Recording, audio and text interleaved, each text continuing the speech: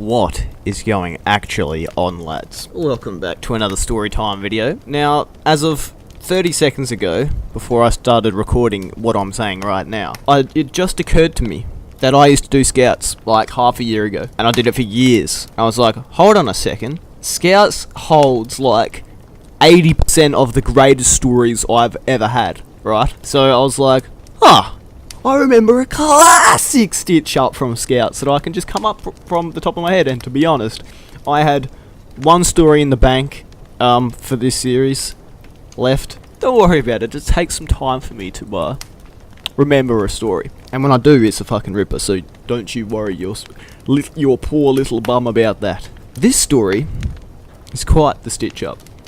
I want to tell maybe a story or two from Scouts. So let's go.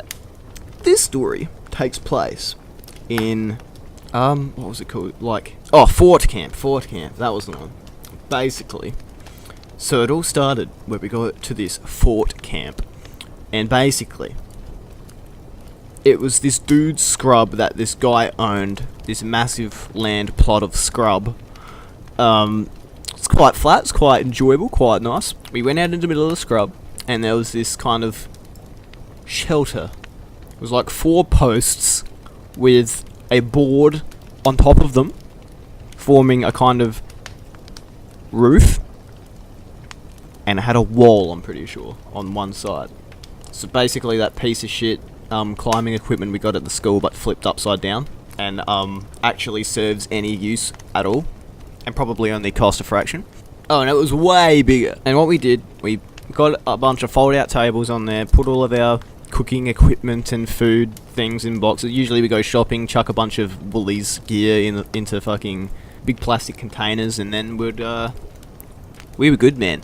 We were good. So we set up our tents and do whatever, and it's getting dark. So moi, for that camp, I titled myself and gained the trust of my companions to take the title of King of the Flame. I took complete control, complete charge of how we're going to start a fire. We dug out a thing. I'll scour the landscape for dead things and shit we could use for firewood and stuff. And we got a bunch of sticks going. And that didn't go very well because it was kind of wet everywhere. So we shoved some toilet paper in there and we lit that up. And it was going pretty good. And then I put some bigger stuff, and eventually we had a fucking ripper fire, dude. Ripper. Absolutely fucking Now, it wasn't just our camp.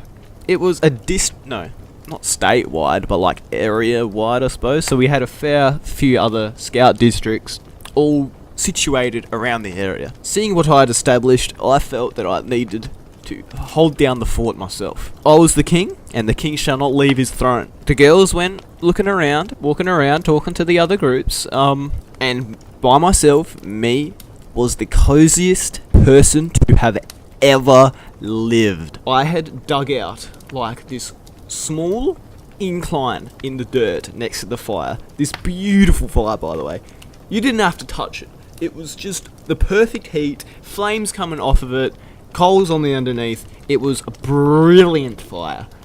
Beautiful. What can I say? And I made a little incline in the dirt, sat in it, and I moved the dirt that I dug out away from the fire to make a backrest. And I had a sand couch, a sand throne, if you will, because I am the fucking king.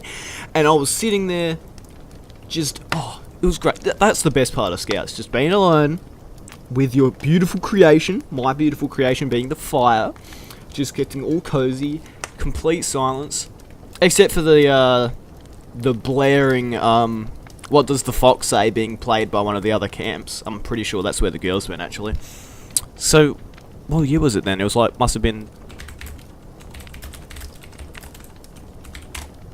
2013, of course. But anyway, after about maybe 20 minutes or half an hour of me just sitting there in serenity, the boys come back. The boys. And the boys that were there, was me boy Ryan and me boy Joel. Ryan, absolute mad lad.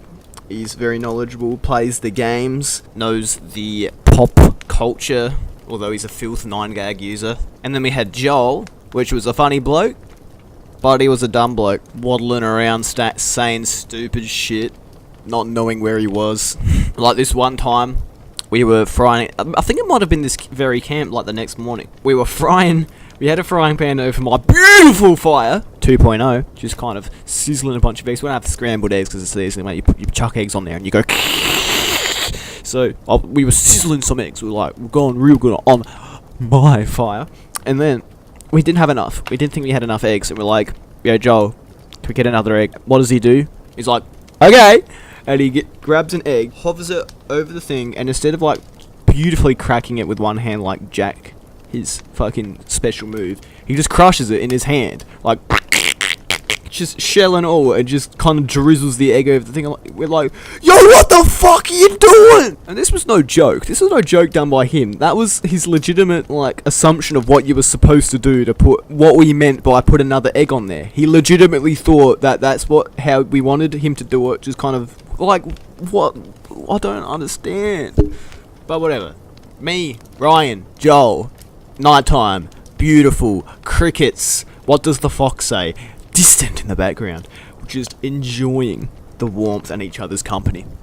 And we're chatting, and Ryan goes over to the shelter where we have all of our foodstuffs, and he pulls out a packet of marshmallows, and we grab some sticks, and we're like, Ryan, you fucking legend. And we're just sitting there having a blast, just chilling out, warm as fuck, frying some marshmallows on sticks. And it was great. I'm twisting my marshmallow, making it nice and golden on every side. Ryan's cooking them, so it's not quite golden, but a little bit of brown on there, just kind of beautifully. They were just gourmet marshmallows. Joel has his marshmallow in the fire for about a minute, pulls it out, and you've got this flaming, sticky stick of death. He pulls it towards him, and he goes, not blowing the fire out, just kind of blowing on it, as if to cool it or something. And then he just holds it there, stick near him, on fire marshmallow, and it's just melting. And me and Ryan are mesmerised. But then we realise, this Joel kid has shorts on, his legs are massive because he was a massive bloke, and he's just hovering this flaming death over his legs. And it is melting, and melting fast. We don't warn him though. We just kind of sit, we were just mesmerised. We're looking at this marshmallow about to fall and destroy this person's day. We were just sitting there and we're watching the marshmallow fall off his stick like... And I was like... And Joel sitting there like... And then it happened. It fell off and it was like... Onto his leg. It takes him about half a second and then he's like... Oh fuck! Gets up, trying to fucking brush it off, and we're just laughing at him. He's doing the jig behind us in the dark. Good shit, man. Got him. Yeah, that was a good camp. Like, morning after, it had rained and everything was wet, so we couldn't get a fire started. We were trying to put tissues in like last time, but it was way wetter than before, and we were trying to get it started, so we were like, fuck it, and we go get some deodorant, and we're just going... just fucking flinging flames at this thing, and it did get it started quite nicely. Although we did get in deep shit for it. Hey, it was good. It was a good time. I should put more Scouts stories up at a later date, but I already know what the next story is going to be, so do not fret. Hope you enjoyed this story. Catch you later, mate. His Super Teddy's looking good, but it'll be a while. Don't worry about it.